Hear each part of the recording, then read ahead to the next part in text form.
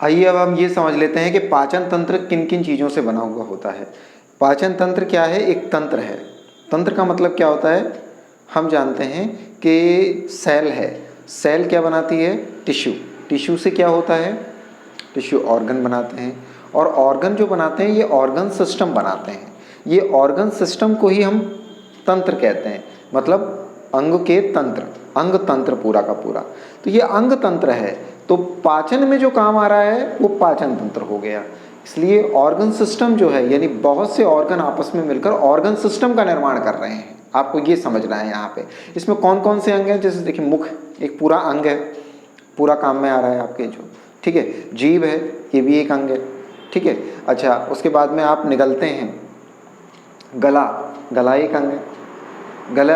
गले से निगल लिया आपने, उसके बाद में फिर आपका क्या आ गया? ईसोफेगस आ गया, ये एक पूरा एक अंग है, ठीक है। ईसोफेगस के बाद में आपका पेट आ गया, तो पेट एक अंग है, जिसे स्टमक कहते हैं। स्टमक के बाद में स्मॉल इंटेस्टाइन और इंटेस्टाइन, ये एक अंग है, ठीक है। तो ये सारे अंग आपके काम आ रहे हैं। इन अंगों के एक सामूहिक कार्य से ही क्या बन रहा है? सामूहिक कार्य से ही अंग तंत्र का निर्माण हो रहा है। और ये अंग तंत्र कौन सा है? ये पाचन का अंग तंत्र है। आपको ये समझना है। आइए अब देखते हैं, इसको हम इंस्टॉलमेंट में पढ़ेंगे, लेकिन बहुत जल्दी जल्दी पढ़ेंगे। आपको ऐसा नहीं लगेगा कि बहुत ही धीरे पढ़ाया जा रहा है, और क्वेश्चंस के साथ में नोट्स आपके क्रिएट कराए जाएंगे। तो आप बिल्कुल आराम से इसे देखें, इसके नोट्स बनाएं और इसको समझें, ठीक है। पाचन तंत्र को हमने दो पार्ट में डिवाइड कर दिया है, एक तो आहार नाल और एक पाचक ग्रंथियां। पाचक ग्रंथियां हम ले लेंगे क्योंकि हमारे पास में 3 पाचक ग्रंथियां हैं जिन्हें हम जानते हैं। एक तो लार है, सलाइवरी ग्लैंड, एक यकृत है जिसे हम लिवर के नाम से जानते हैं, और एक क्या है? पैंक्रियाज, जिसे अग्न्याशय के नाम से जानते हैं। इनको हम ले लेंगे। लेकिन एलिमेंट्री कैनाल हमारी बहुत बड़ी है, ठीक है। एलिमेंट्री कैनाल को हम देखते हैं। एलिमेंट्री कैनाल के अंदर सबसे पहले हमारा मुंह आता है। देखिए, मैं जिससे बात कर रहा हूँ ये मुंह है, मुंह में होठ आ गए आपके जो, ठीक है। मुंह और होठ के बारे में एक अलग से बात की जाती है कि अपर लिप होता है, लोअर लिप होता है, ठीक है ना। अच्छा, इसके बारे में हम नहीं पढ़ेंगे क्योंकि हमारा जो सिलेबस है वो सिलेबस हमें सिर्फ और सिर्फ एंजाइम्स के बारे में जानकारी देता है, और उसी में से क्वेश्चन आए हैं ज़्यादा से ज़्यादा। ये आपको सुपरफिशियल नॉलेज के बारे में बताया जा रहा है बस।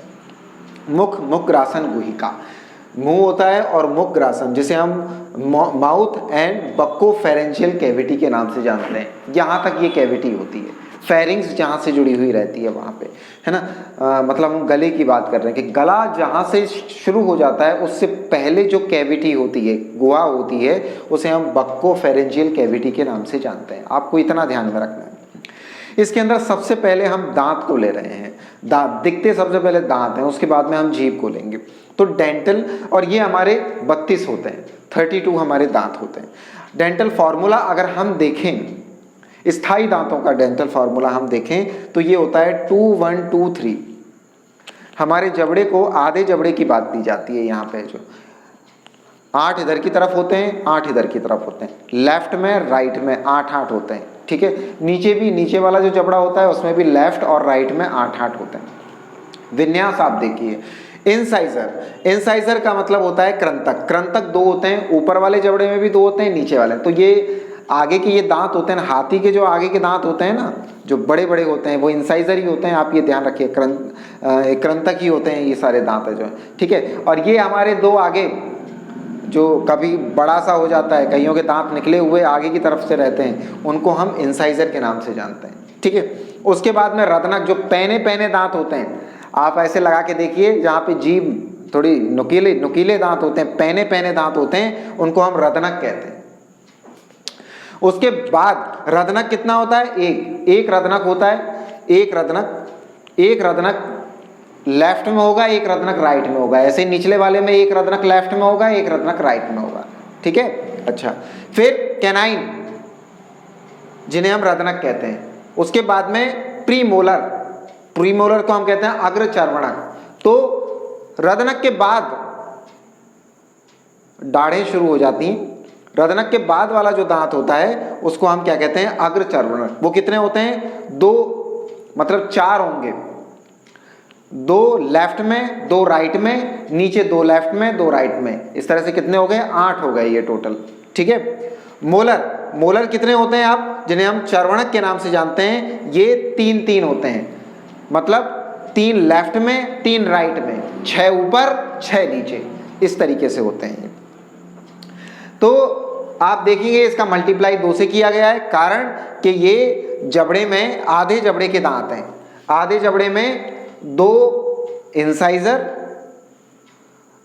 1 कैनाइन, 2 प्रीमोलर और 3 मोलर, इस तरीके से होते हैं। और इनका विन्यास जो होता है वो होता है 2 1 2 3 2 1 2 3 2 1 2 3 multiply by 2/2 is equal to 16/16। तो ये कितना हो गया, आप 16 + 16 करके देख लीजिए, ये 32 आ जाएगा। तो 32 हमारे दांत होते हैं। आपको इतना समझना है कि स्थायी दांतों की संख्या कितनी होती है, 32। आइए हम लार के बारे में पढ़ लेते हैं। लार के संगठन के बारे में हम बाद में पढ़ेंगे। सबसे पहले तो हम ये देखते हैं कि लार का प्रोडक्शन किस तरीके से हो रहा है। लार की ग्रंथियां होती हैं जिनसे कि वो स्रावित होती है। लार को हम इंग्लिश में सलाइवा के नाम से जानते हैं और सलाइवा सलाइवरी ग्लैंड से आती है, ठीक है। इसके ऊपर से एक क्वेश्चन बनता है, 25 वर्ड्स का आपको लिखना पड़ता है और उसमें पूछा जाता है कि या तो लार के कार्य बताइए या लार का संगठन बताइए। आपको कुछ भी पूछा जाए, आपको जो बताया जा रहा है उसे आपको लिख देना है, ठीक है। आइए हम इसके बारे में पढ़ते हैं। लार ग्रंथियाँ हम पढ़ेंगे। पहली ग्रंथि पढ़ रहे हैं हम, जो डाइजेस्टिव ग्लैंड्स के नाम से जानी जाती हैं, उसमें हम पहली ग्रंथि पढ़ रहे हैं, वो सलाइवरी ग्लैंड है। ध्यान रखना ये 2 प्रकार की होती हैं। कौन कौन सी, एक तो माइनर होती है और एसेसरी जिन्हें हम कहते हैं, यानी सहायक, या तो लघु जो छोटी होंगी और सहायक होंगी। हम लिंगुअल लाइपेज के बारे में पढ़ेंगे। वो जो लिंगुअल लाइपेज है ये इन जीभ के पास में, तो हम कहाँ पे ये होती हैं पहले हम देख लेते हैं। तो लिप्स पे, हमारे होठ जो गीले या रसीले से बने हुए रहते हैं, उसका कारण है कि यहाँ पे ग्रंथियाँ होती हैं, ठीक है। अच्छा, टंग, जीभ हमारी रसीली बनी हुई रहती है, उसे भी हम क्या कहेंगे कि वो भी इनके कारण है। अच्छा, प्लेट मतलब हमारा तालू भी सूखा नहीं रहता है। जैसे ही वो सूखा होने लगता है, हमें पानी की प्यास लगना स्टार्ट हो जाती है, तब उसे हम कहेंगे कि वहाँ पर भी कुछ छोटी छोटी ग्रंथियाँ उपस्थित हैं। इन जगह पर हम देखते हैं इनको नम बनाए रखने के लिए ये ग्रंथियाँ उपस्थित होती हैं। इसलिए क्योंकि ये छोटी छोटी होती हैं, इनकी ज़्यादा बड़ी वाहिनियाँ नहीं होती हैं और ये बहुत ज़्यादा मात्रा में होती हैं, इसलिए इन्हें लघु या सहायक ग्रंथियों के नाम से जाना जाता है, ठीक है। दूसरा जो है वो मेजर या मेन। अब हम नाम से ही समझ में आ रहा है, मेजर या मेन का मतलब ये होंगी प्रधान ग्रंथियाँ। तो जो प्रधान ग्रंथियाँ होती हैं ये लार को बनाती हैं। तो आप कर्ण पल्लव ग्रंथि भी होती है, तो देखिए यहाँ उपस्थित होती है, यहाँ से ये आती है, यानी कान के नीचे उपस्थित होती है, ठीक है। तो इस तरीके से हम पढ़ेंगे, जीभ के नीचे होती है। तो 3 प्रकार की मेन ग्रंथियाँ होती हैं, ये हैं जो, और ये अधिक से अधिक मात्रा में लार का श्रावण करती हैं, इनसे अधिक। और क्योंकि इस लार की मात्रा हमें बहुत ज़्यादा की आवश्यकता रहती है, मुंह को गीला बनाए रखने के लिए और पाचन के लिए भी आवश्यकता होती है, इसलिए इन ग्रंथियों के बारे में हम पढ़ते हैं। किन्हीं बुक्स में 4 ग्रंथियाँ दे रखी हैं, तो जिन बुक्स में आपको ये 4 ग्रंथियाँ दे रखी हैं उनसे वो चौथी ग्रंथि आप पढ़ लें, ठीक है। इसमें कोई ज़्यादा दिमाग लगाने की ज़रूरत नहीं है, क्योंकि ग्रंथियों के ऊपर से कोई क्वेश्चन अभी तक आया नहीं है और ना ही इसके ऊपर कोई क्वेश्चन बनने वाला है। क्वेश्चन जो बनने वाला है वो लार या लार के संगठन के ऊपर ही बनने वाला है कि लार क्या होती है। तो आपको ये जानना है कि जितनी भी ग्रंथियाँ होती हैं, उन ग्रंथियों का जो स्राव है, वो स्राव जब एक जगह एकत्रित हो जाता है तो उसे हम सलाइवा के नाम से जानते हैं, ठीक है। The composition of all secretion of secreted gland, salivary gland, that is called that saliva, ठीक है। ये सलाइवा होता है और इस सलाइवा में 99.5% या 99% वाटर होता है, वो हम अभी देख लेंगे। अभी हमने ये ग्रंथियाँ पढ़ी, अब इन ग्रंथियों के बारे में आगे जानेंगे कि कौन कौन सी ग्रंथियाँ हैं और इनसे लार बन रहा है, ठीक है। फिर लार के संगठन को हम देख। आइए अब हम सलाइवरी ग्लैंड्स की बात कर लेते हैं कि पाचक ग्रंथियाँ जो होती हैं उनमें प्रधान ग्रंथियाँ जो हैं वो कितने प्रकार की हैं, कौन कौन सी हैं। तो कई बुक्स के अंदर आपको 4 प्रधान ग्रंथियाँ दिखेंगी, यहाँ मैंने 3 प्रधान ग्रंथियों के बारे में आपको बताया है। बेसिकली आप बेसिक नॉलेज ले लीजिए, ठीक है। देखिए, मेन जो प्रधान ग्रंथियाँ हैं उनमें एक तो लिंगुअल से आपको पता लगेगा कि मतलब अधोजिह्वा, जो जीभ के नीचे रहती है ना, उसे अधोजिह्वा ग्रंथि कहते हैं। ये जीभ के नीचे अपना स्राव छोड़ती है, ठीक है। एक पैरोटिड ग्लैंड, पैरोटिड ग्लैंड जिसे कर्णमूल ग्रंथि के नाम से भी जाना जाता है। कर्णमूल जो कान के मूल पे उपस्थित होती है उसे हम पैरोटिड ग्लैंड के नाम से जान, कान का मूल मतलब कान की जड़ जहाँ पे होती है वहाँ पे। कर्ण पल्लव मतलब ईयर पिन्ना, देखिए इसे ईयर पिन्ना के नाम से जाना जाता है। इसके पास में यहाँ की तरफ आप देख लीजिए, ये पेयर में होती हैं, ये सारी ग्रंथियां जो हैं वो पेयर में होती हैं, आपको ये ध्यान रखना है, सारी ग्लैंड्स जो हैं वो पेयर में हैं, ठीक है। अच्छा, इसमें स्टेंसन्स नाम की डक्ट रहती है, यहाँ से लेके यहाँ तक स्टेंसन्स नाम की डक्ट जो है वो यहाँ पे आती है। इस डक्ट के सूज जाने से इसमें मम्स रोग हो जाता है। आपको मुझे ये बताना है कि मम्स रोग जो है वो बैक्टीरिया के कारण होता है या वायरस के कारण होता है, ठीक है। लेकिन मम्स होता है वो इसी स्टेंसन्स नलिका के सूजने के कारण होता है, जिसे हिंदी के अंदर गलसुआ रोग क्या। प्रश्न याद रखिएगा, प्रश्न आपको ये बताना है कि ये जो स्टेंसन्स ग्रंथि है, स्टेंसन्स डक्ट है, ये सूज जाती है, ये ग्रंथि ये सूज जाती है, तो ये जो रोग होता है मम्स, ये बैक्टीरिया के कारण होता है या वायरस के कारण होता है। सबमैंडिबुलर ग्लैंड, तीसरी जो ग्लैंड है वो सबमैंडिबुलर, जिसे अधोहनु या सबमैंडिबुलर कहते हैं, ये जबड़े के नीचे स्थित होती है। और वॉटसन जो होता है, वॉटसन की डक्ट इसे कहा जाता है। और इंसाइजर, ये जो इंसाइजर है इनके आगे, इंसाइजर है जो इनके आगे की तरफ ये जो है इसके पास में ये खुलती है। तो देखिए दो के अंदर तो सब लगा हुआ है, सबलिंगुअल और सबमैंडिबुलर। तो सबलिंगुअल सबमैंडिबुलर ये याद हो गई, सबलिंगुअल और सबमैंडिबुलर, और एक पैरोटिड। तो इस तरीके से आपको ये तीनों ग्रंथियां जो हैं वो याद होनी चाहिए सुपरफिशियल नॉलेज के लिए। लेकिन क्वेश्चन जो आता है इनके श्राव के बारे में आता है। तो आइए अब इसके बारे में हम पढ़ते हैं। आइए अब हम सलाइवा के बारे में जान लेते हैं। सलाइवा को सलाइवरी जूस के नाम से जाना जाता है। सलाइवा जो होती है, सलाइवा को सलाइवरी जूस के नाम से भी जाना जाता है, आपको ये ध्यान रखना चाहिए। सलाइवा का मतलब होता है लार। जो सलाइवा है, इस सलाइवा का मतलब है लार, ठीक है, ओके। इसकी परिभाषा हम अगर देखें तो the secretion of the salivary glands is called saliva. Salivary gland से जो भी सीक्रेशन हो रहा है, सलाइवरी ग्लैंड से जो भी सीक्रेशन होता है उसे हम सलाइवा या सलाइवरी जूस के नाम से जानते हैं, ठीक है। यानी सलाइवरी ग्रंथियों से श्राव को हम लार या सलाइवा कहते हैं। इसका कंपोजिशन देखना ज़्यादा इंपॉर्टेंट है कि किससे बना हुआ है। तो इसका अमाउंट एक दिन के अंदर ये 1.5 लीटर पर डे जो है वो सीक्रेट होता है।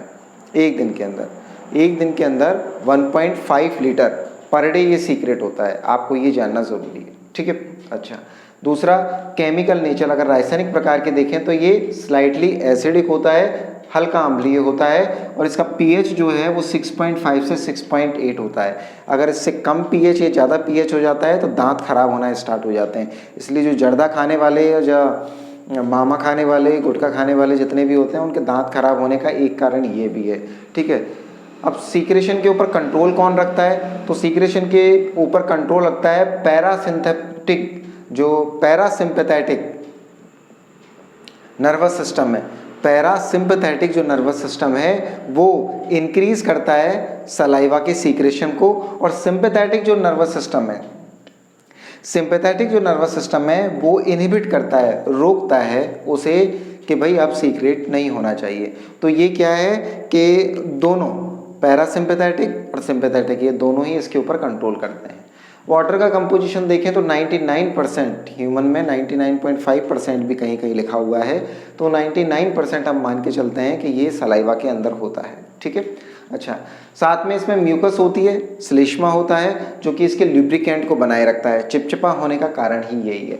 इसके अंदर सॉल्ट पाए जाते हैं। सॉल्ट के साथ साथ हम मिनरल्स भी अगर लिख लें यहाँ पे, या एलिमेंट हम अगर लिख लें कि एलिमेंट कौन कौन से हैं यहाँ पे, तो ये तो सॉल्ट है NaCl, NaHCO3, सोडियम क्लोराइड और सोडियम बाइकार्बोनेट। लेकिन इसके अंदर पोटेशियम भी पाया जाता है, फास्फोरस भी पाया जाता है और आयोडीन भी पाया जाता है। तो ये एलिमेंट हैं जो कि इसके अंदर पाए जाते हैं। अच्छा, सेल्स के बारे में हम बात करें तो इसके अंदर WBC या एपिथेलियल सेल्स भी होती हैं। हम सलाइवा से DNA भी एक्सट्रैक्ट कर सकते हैं। तो जब हम सलाइवा को निकालते हैं, हम नमक अंदर मुंह में लगा लेते हैं थोड़ा सा, और फिर या नींबू हम लगा लें, और उसके बाद में फिर हम सलाइवा को या अपने थूक को बार बार हम निकाल लें, तो उसके बाद में हम उसमें से DNA भी एक्सट्रैक्ट कर सकते हैं। तो तो ये एपिथेलियल सेल्स होती हैं जिनमें से डीएनए एक्सट्रैक्ट होता है, क्योंकि सलाइवा में तो सेल होती नहीं है और डीएनए सेल के अंदर होता है। तो जब मुंह के अंदर से अगर मान लो हमारे डीएनए सलाइवा के अंदर से डीएनए निकल रहा है, इसका मतलब उसके अंदर कोई इस तरह की सेल है जिसके अंदर डीएनए रहेगा। ठीक है। अच्छा, एंजाइम्स के बारे में हम बात करें तो एमाइलेज एंजाइम होता है जो कि सब मैंडिबुलर ग्लैंड्स के से सीक्रेट होता है। ये हमने पढ़ा था जो कितनी तरह की ग्लैंड्स होती हैं, उनमें सब मैंडिबुलर भी एक ग्लैंड थी जो कि एमाइलेज को सीक्रेट करती है। लिंगुअल लाइपेज होता है एक, जिसे कि सब लिंगुअल ग्लैंड जो होती है वो सीक्रेट करती है। और लाइसोजाइम होता है जिसे कि लाइसोजाइम होता है और प्रोलीन होता है। प्रोलीन को और लाइसोजाइम को पैरोटिड ग्लैंड जो होती हैं वो सीक्रेट करती हैं। इस तरह से हमने इसका मोटा मोटा कंपोजिशन हमने जाना। अगर ये एग्ज़ाम में आता है कि इसका कंपोजिशन क्या है तो आप 1 नंबर का जो एक इसमें क्वेश्चन आएगा उसके अंदर इसमें से आप छांट के या इसको पूरा भी लिखाएंगे, 25 वर्ड्स बन जाएंगे और आपको फुल मार्क्स इसके अंदर आ जाएंगे। एक क्वेश्चन और इसके साथ में आता है, वो आता है the work of saliva, saliva के कार्य क्या हैं। तो अब हम सलाइवा के, अब देखिए ये प्रश्न आता है, ये प्रश्न क्या आता है, लार के कार्य, और ये आया हुआ प्रश्न है, द फंक्शन ऑफ सलाइवा। तो हम इसको पढ़ते हैं, क्या क्या काम करता है। तो देखिए एक तो मंड का पाचन करता है, यानी स्टार्च का पाचन करता है जो कि पॉलीसैकेराइड होता है, डाइजेशन ऑफ द पॉलीसैकेराइड। इसके अंदर हमें पता है कि सलाइवरी एमाइलेज प्रेजेंट होता है जिसे हम टाइलिन के नाम से जानते हैं। ये सलाइवरी एमाइलेज है, ये क्या करता है, भोजन के स्टार्च, भोजन में जो स्टार्च होता है, ग्लाइकोजन होता है, इनको क्या करता है, तोड़ देता है। स्टार्च के ग्लाइकोजन के कणों को तोड़ देता है। ये क्या है, ये एक पॉलीसैकेराइड है। इनको तोड़कर मुख में ही इनका पाचन कर देता है और किस में बदल देता है, वैसे ये माल्टोज में कन्वर्ट कर देता है। और माल्टोज में मोल्टेज नाम का एक एंजाइम होता है। जब हम एंजाइमिक रिएक्शन इनकी देखेंगे तो हम इसे पढ़ेंगे। अभी लार के कार्यों को हम पढ़ रहे हैं। वो लार के कार्यों में क्या है, इसके अंदर जो एमाइलेज होता है वो स्टार्च या ग्लाइकोजन को कन्वर्ट कर देता है किसके अंदर, माल्टोज के अंदर। माल्टोज फिर माल्टेज की सहायता से, क्योंकि एमाइलेज का ही सब्सिडियरी एमाइलेज का ही एक सहायक एंजाइम माल्टेज भी इसमें उपस्थित होता है, सुक्रेज भी उपस्थित होता है, लैक्टेज भी इसमें उपस्थित होता है। तो लैक्टेज जो होता है, तो हम जब दूध पीते हैं तो दूध को भी थोड़ी देर तक मुंह में रखना चाहिए। ये जो दूध है इसके अंदर लैक्टोज नामक शर्करा होती है। ये लैक्टोज भी लैक्टेज के साथ में रिएक्शन करती है और कन्वर्ट हो जाती है सिंपलेस्ट। आप मुझे बताइए कि लैक्टोज जो है, जो लैक्टेज कन्वर्ट करता है वो ग्लूकोज और किसके अंदर कन्वर्ट करेगा। ठीक है, तो यहाँ पे सुक्रेज भी है, वो सुक्रोज को जो है वो सिंपलेस्ट शुगर के अंदर कन्वर्ट कर देता है। इसी तरीके से यहाँ पे सबसे सिंपल शुगर बन जाती है और अंदर ही एब्जॉर्ब भी हो जाती है। डायल्यूशन या कूलिंग इफेक्ट, इसमें तनुकरण या शीतलन प्रभाव। तो मुंह के अंदर आप देखिए एसी चलता रहता है, हाँ, मतलब ये सर्दियों में गर्म और गर्मियों में ठंडा, इस तरह की स्थिति पैदा करने वाला होता है। आप इसे देखिए, ये लार के कारण होता है। आप ये देखिए, लार भोजन के अम्लीय माध्यम, एसिडिक एवं ज़्यादा मसालेदार भोजन को निष्क्रिय करती है। इसका मतलब क्या हुआ, ये इसे डाइल्यूट करती है। डाइल्यूट करने का मतलब आप जानते हैं, डाइल्यूट का मतलब क्या होता है कि उसके अंदर ज़्यादा से ज़्यादा पानी मिला देना। किसी के भी डाइल्यूशन, जैसे दूध आप लेके आते हो तो दूध के अंदर ज़्यादा से ज़्यादा पानी आप मिला दीजिए तो दूध डाइल्यूट हो जाएगा। ऐसे केमिस्ट्री में आपने पढ़ा होगा कि HCl के अंदर आप धीरे धीरे पानी मिलाते जाइए, या पानी के अंदर धीरे धीरे HCl मिलाते जाइए। उसमें क्या रहेगा, वो धीरे धीरे डाइल्यूट होता रहेगा।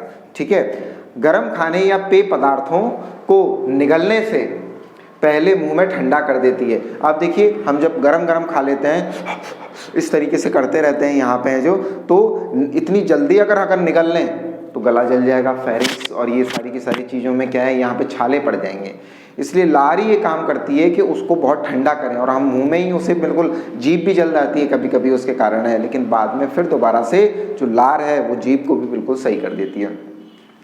तो इसे हम कूलिंग इफेक्ट कहते हैं। यहाँ पे कूलिंग इफेक्ट ये होता है। और ठंडे पदार्थ को भी, जो अत्यधिक ठंडा पदार्थ होता है, उस पदार्थ को भी ये एक टेम्परेचर में ला के रखती है। आपको पता है हमारे अंदर लगभग 37 डिग्री टेम्परेचर जो है वो मेंटेन रहता है। उसका कारण ही रही है कि उसको मेंटेन रखना पड़ता है लार के माध्यम से, ब्लड के माध्यम से ये मेंटेन।